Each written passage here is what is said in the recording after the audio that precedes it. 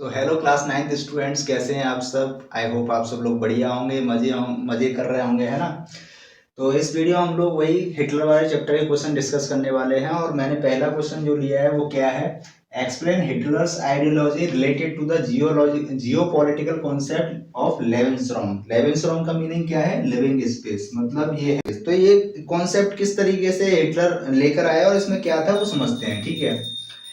Hitler believed that new territory has to acquire for settlement। Hitler को क्या लगा कि उसे क्या करना चाहिए कि नई नई टेरिटरीज को एक्वायर करना चाहिए, है ना। और अपनी मदरलैंड यानी कि जर्मनी है, जो कंट्री है, उसमें मिला देना चाहिए, ठीक है। जिससे क्या होगा, जर्मनी का एरिया बढ़ जाएगा और वहां पर रहने वाले लोगों को रहने के लिए जगह मिलेगी, ठीक है। This enabling the settlers on new land to retain an intimate link with place of their origin। ठीक है, तो ये क्या करे, इससे क्या होगा, जो लोग जिस ओरिजिन के थे उससे वो लिंक कर पाएंगे और वहां पर रह पाएंगे, ठीक है।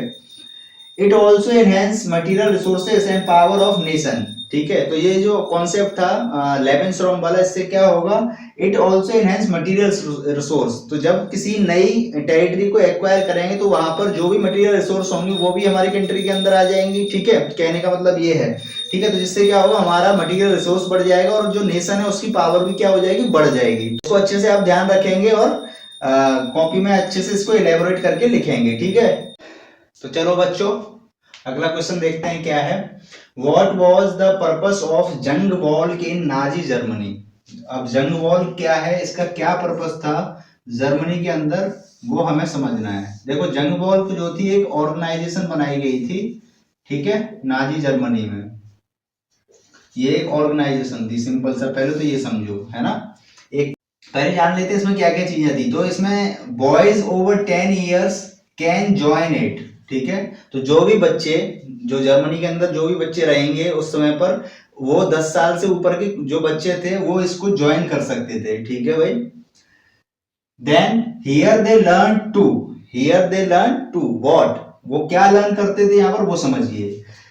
टू वर्शिप वॉर, मतलब जो युद्ध होता है उसकी पूजा करना सीखे। मतलब युद्ध एक अच्छी चीज यहाँ पर बताई जा रही थी कि युद्ध बहुत अच्छी चीज होती है, ठीक है।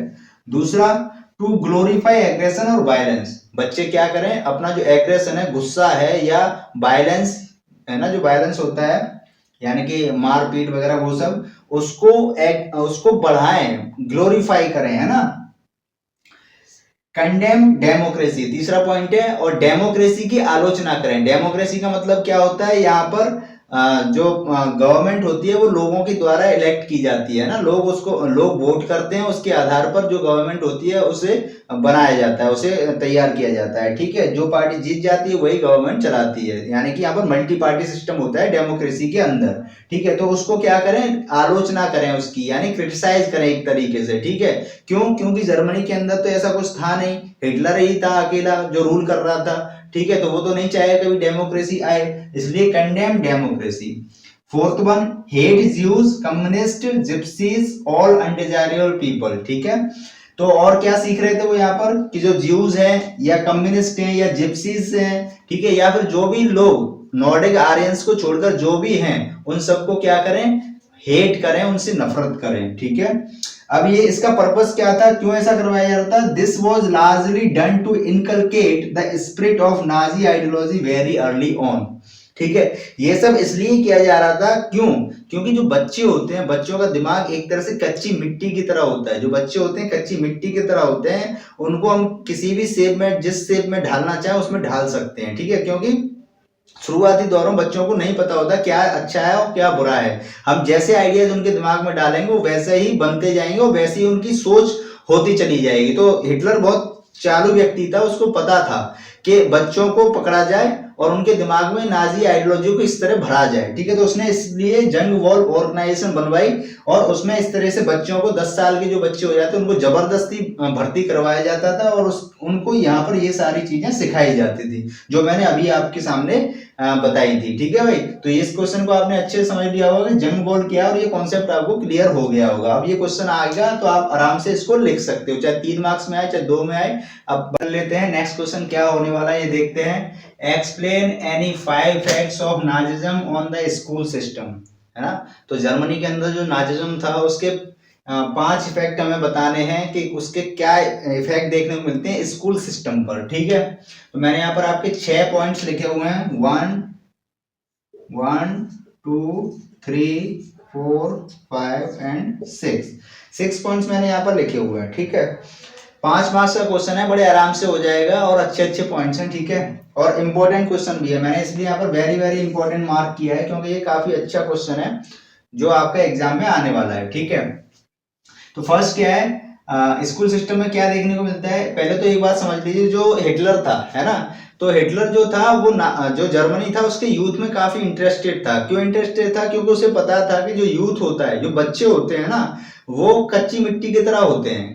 अभी मैंने पिछले क्वेश्चन में बताया, उनको हम जैसी शेप में ढालना चाहें, जैसी दिमाग में उनकी आइडियोलॉजी भरना चाहें, हम भर सकते हैं, क्योंकि शुरुआत में बच्चों को अच्छा बुरा नहीं पता है, तो उसने बहुत ज्यादा इंटरेस्ट बच्चों में दिखाया। तो इस वजह से क्या हुआ, स्कूल सिस्टम में क्या चीज देखने को मिलती है, जो ज्यूस टीचर हुआ करते थे उन सबको हटा दिया गया, है ना, अनरिलायबल माना गया कि इनकी कोई जरूरत नहीं है, क्योंकि ज्यूस से तो वैसे ही हेट करते थे।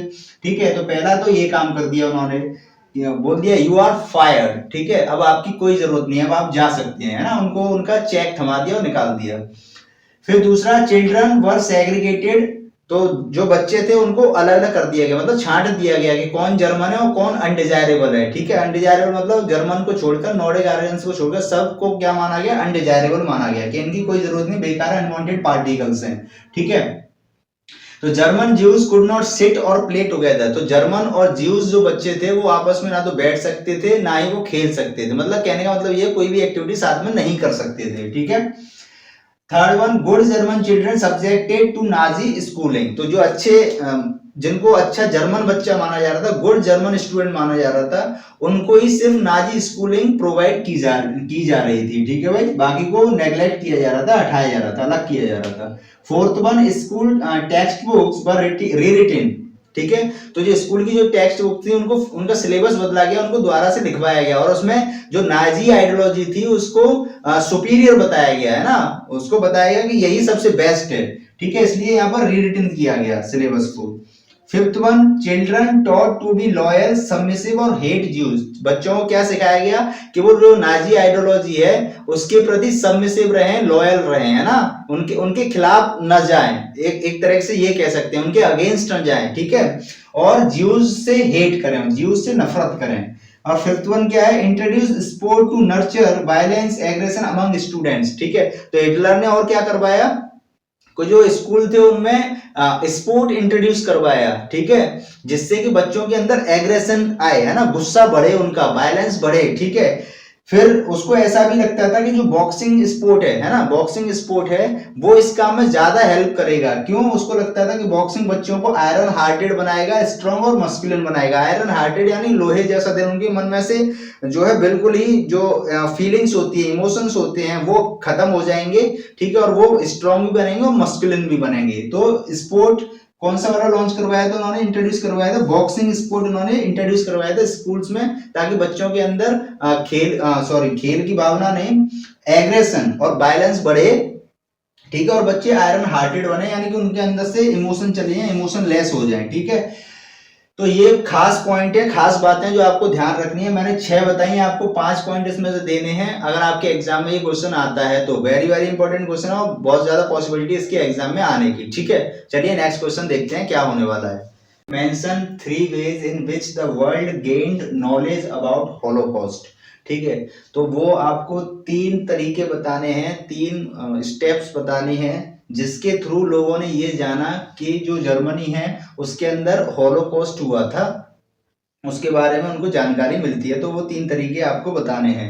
ठीक है, तो व्हाट इज हॉलोकॉस्ट, है ना, तो हम यहाँ पे समझते हैं persecution and mass murder of people, है ना, यानी कि बहुत बड़े लेवल पर जब लोगों को प्रताड़ित किया जाए, है ना, उनका मर्डर किया जाए, एक तरीके से उनको मौत की घाट उतार दिया जाए बहुत बड़े लेवल पर। ठीक है, तो उसको हम उसको हम हॉलोकॉस्ट बोलते हैं। ठीक है, क्या बोलते हैं, हॉलोकॉस्ट। और ये कब से कब तक देखने को मिला था हमें जर्मनी के अंदर, 1933 से 1945 के बीच में हमें ये चीज देखने को मिली थी, जब बहुत सारे लोगों को बहुत बड़े लेवल पर प्रताड़ित किया गया और बहुत बड़े लेवल पर उनको मौत की घाट उतारा गया। ठीक है भाई, अपने सेल्फ इंटरेस्ट के लिए। ठीक है, अब इसमें बाकी की बातें समझते हैं कि इसमें की पॉइंट्स क्या हो सकते हैं।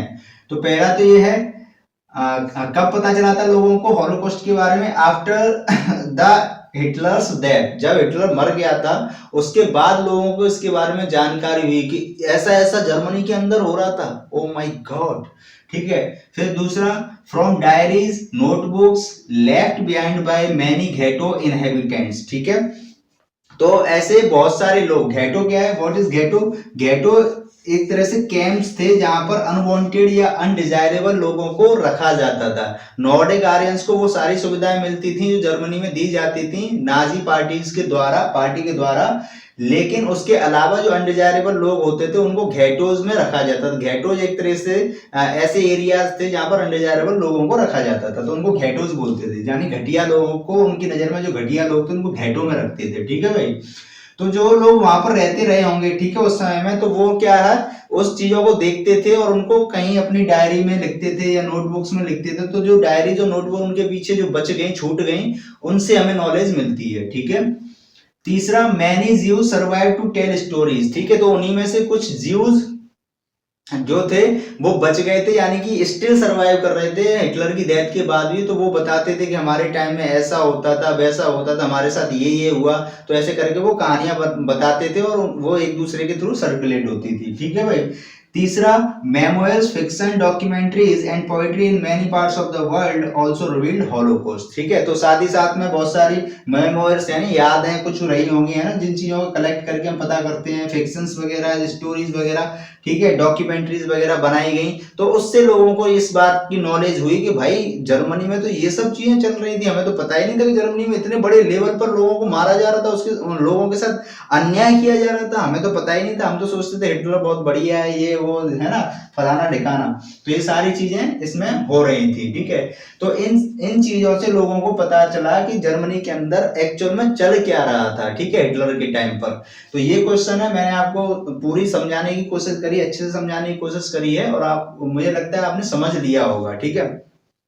तो इसको बड़े अच्छे से अपनी कॉपी में, नोटबुक में इलेबोरेट करके आप लिख लेंगे। मैंने की पॉइंट्स की फॉर्म में आपको समझा दिया। हॉलोकॉस्ट मैंने आपको बता ही दिया कि बड़े लेवल पर लोगों को जो प्रताड़ित किया जाता है, मौत की घाट उतारा जाता है, उसको हम हॉलोकॉस्ट बोलते हैं, या फिर इसको हिंदी में बोले तो नरसंहार बोलते हैं, नरसंहार, ठीक है, यानी बड़े लेवल पर लोगों को मार दिया जाना, ठीक है भाई। तो वीडियो को लाइक जरूर कर देना, कमेंट करके जरूर बताना कैसा लगा आपको, ठीक है। शेयर करना तो भूलना ही नहीं है, सब्सक्राइब करके रख लेना चैनल को, जिससे कि आपको नेक्स्ट वीडियो खुद ही मिल जाएगी, ठीक है। आपको सर्च करने की जरूरत नहीं पड़ेगी, सिंपल सी बात है।